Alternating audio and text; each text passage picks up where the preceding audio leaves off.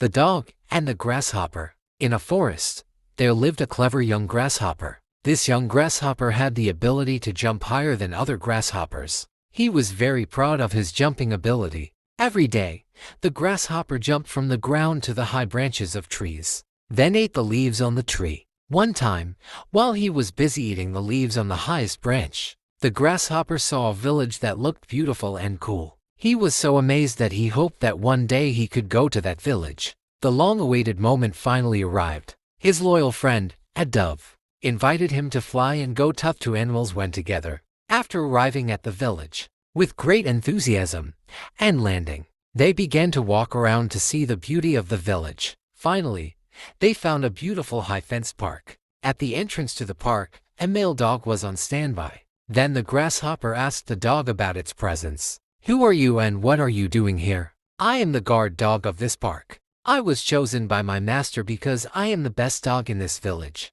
the dog answered arrogantly. Hearing the dog's words, the young grasshopper became angry. He then said again "Not all animals can be defeated. I challenge you to prove that I can defeat you. I challenge you to a jumping competition. Who is the highest among us?" "Okay," replied the dog. "There is a high fence up ahead. Let's compete. Who can jump over the fence?" said the dog. Then both of them went to the fence together. The first chance was for the dog. After taking a running start, the dog ran fast, jumped, and managed to jump over the pit. The fence as tall as an adult. The next chance was for the young grasshopper. With all his jumping power, the grasshopper only reached 3 times the height of the fence. However, it turned out to be a quarter of the height of the fence. The grasshopper tried to jump and jump again, but it still failed. He kept falling back to his original place. The dog then approached the grasshopper. Laughing, the dog said, "Well, grasshopper, what else do you want to say now?" "You've lost." "Not yet," replied the grasshopper fiercely. "You decided the first challenge. Do you dare now, if I decide the second challenge?" "Whatever the challenge, I'm ready," said the dog.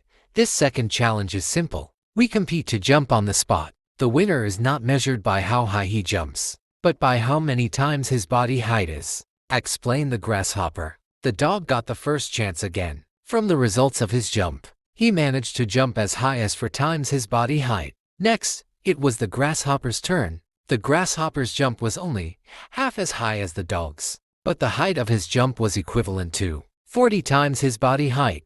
As a result, the grasshopper became the winner of the second race. The dog approached the grasshopper with a sense of awe. "Great, you are the winner for this second race, but our scores are the same, so we still have to hold a third race," said the dog. "No need, because basically the winner of every race we hold is the one who determines the standard of the race. In the first race, you determined the standard of the race and you won. Likewise, in the second race, I determined it, and I also won. The truth is that both you and I have different standards for success. The problem is whether we realize it or not, that we have the potential to do our best," explained the grasshopper. Asterisk, asterisk, asterisk.